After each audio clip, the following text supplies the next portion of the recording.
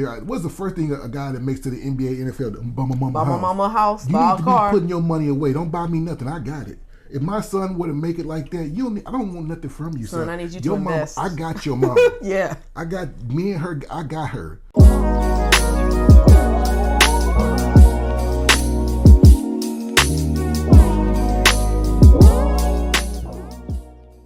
Hey guys, we are back with another video. Today we have a video from 21 Studios. Today it's gonna be kind of a difficult conversation. But let's jump to the video and then we'll chop it up from there. Products of the single mother raised kid. That's basketball player kissing his mother. I have a mother. I don't kiss her like that. But the son husband is a direct effect of the removal of the masculine man who she could not maintain or chose to turn over his authority to sell you out for nickels and dimes. That community in particularly 70% or better. He basically is going to assume the duties of the father who was removed or poorly selected by her. And he's going to give her all of that masculine energy up until a point. I won't say what else is going on. What she's going to do, she's going to keep him close as she would a husband. She's going to guilt him into supporting her because she highly likely is never going to get married ever again. But she's going to guilt him into being that lifelong support as a husband would be. She's basically going to sabotage any connections that man will have at selecting his mate because she knows that is her means of support going forward. Ouch. Wow. So this is a difficult conversation for me because I've witnessed this several times throughout my childhood, even into my adulthood. I remember specifically when we were graduating high school and we were getting ready to choose what we were going to do with our lives. Some of us were going to college, some of us were going to the workforce, some of us were going to the military like myself. And there were guys that I grew up with that were petrified at leaving their mothers behind. Yeah. And they made decisions about their lives based on, I gotta take care of my mama. I gotta make sure she good. I gotta do this, I gotta do that. And to me, it was a foreign concept because my mom has her husband. My dad's there. I had the full range of opportunity.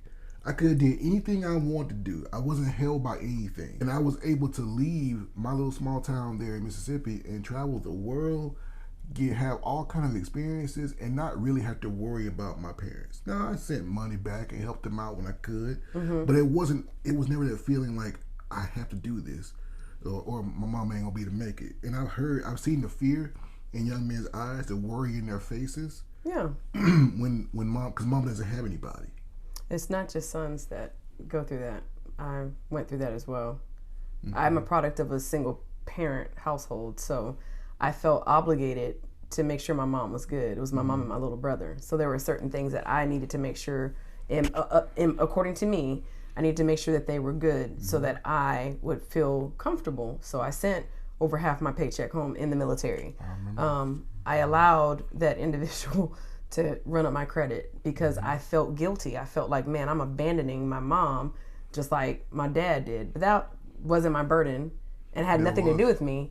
And that was a role that I assumed. So I can relate to a young man, and I can't even imagine being a young man and feeling that responsibility of wanting to cover your mom. It's gotta be horrible. Excuse me. And I even transitioning to being in a relationship with a gentleman like that. I've had friends, I've had associates that had the same mentality. He alluded to, that community, meaning the black community. And this is most of the men that are out there. If over 70% of babies are born in single parent mother-led homes, then most men you meet are going to come from a single parent mother-led home. That's just numbers, man. So this is difficult for me. How can you be a father if you've never seen it? How can you be an effective husband? I saw a video not too long ago. This daughter-in-law and mother were in an argument, and the mom had a 40th slip and called the son her man. She said it. She said, "You out here, you doing this, and my man." And then the daughter was like, "What?" And she's like, "Well, I meant my son." But really, in her mind, he's taking on that role. Yeah. So how can you be a husband to more than one woman effectively?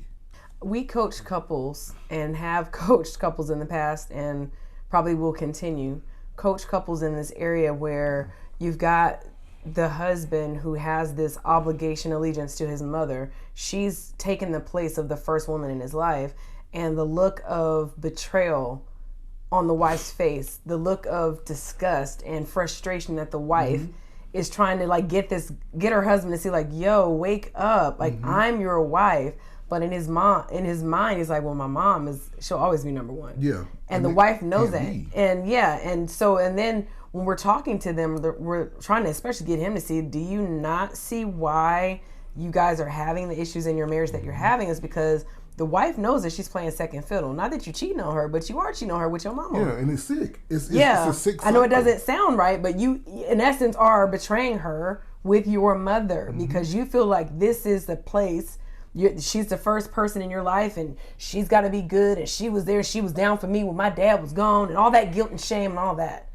And then, but mom is this saint where she can't make any mistakes. And I'll tell you, I live this. I watched my mom and my brother's relationship, my younger brother's relationship, and how attached she was to him, and how in his business she still knows intimate information that she shouldn't know because of that son-husband relationship that they've always had. So I've seen it firsthand. I've seen what it does to him, what it did to him, and how it crippled him. And I also saw what it did to my mom. So this is not a healthy dynamic. And I've had to mentor and coach these young men.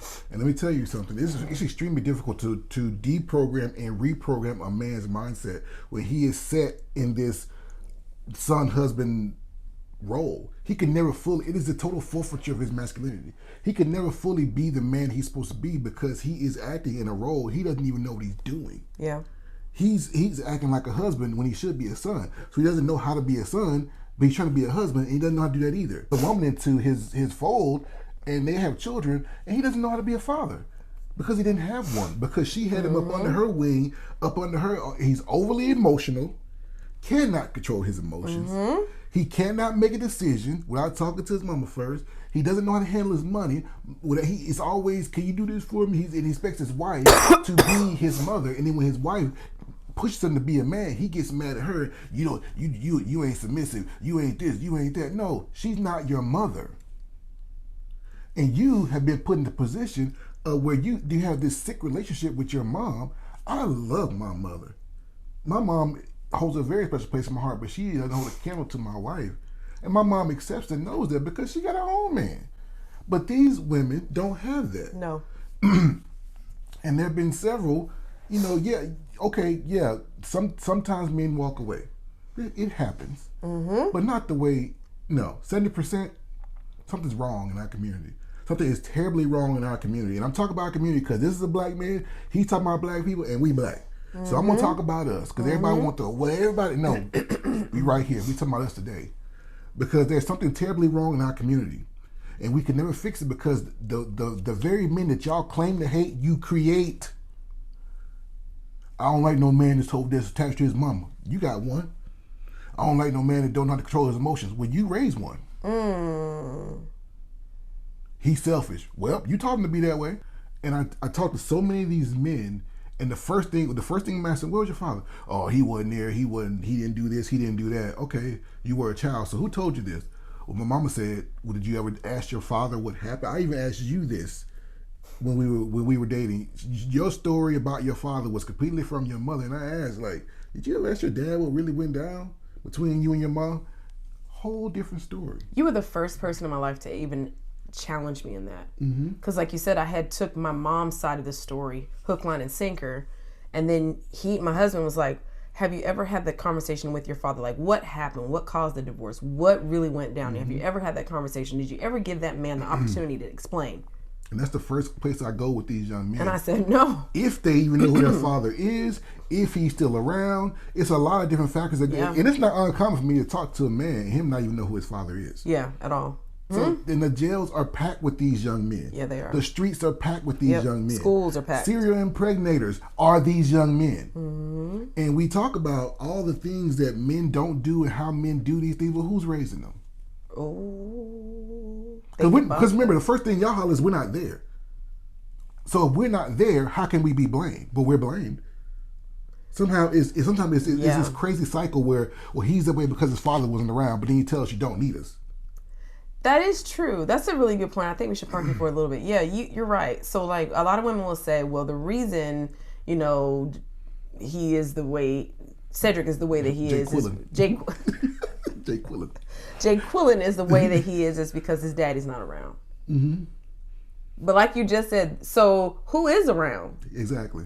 So who's the one that's doing the influencing? Who's the one that's training and teaching and modeling? Because if Jake Quillen becomes a nuclear physicist or becomes the next LeBron James, you're going to be there to take all the credit. Mama for gets it. the credit. But when Jake Quillen go to jail, we blame Dad because Dad wasn't there. You cannot take the blame without taking. You can't do it. You have to take responsibility. This is a game that we play. Stop the cap. And I've seen it in our community over and over and over again. When a child is acting up and acting out, it's because his dad ain't there. His daddy ain't, you know what. But when he's on the up and up, it's all me. I'm mama and daddy. It's foolishness. Those are facts. And so I think we're going to end this video right here, but this is a lot to be discussed. And with that, that's enough said.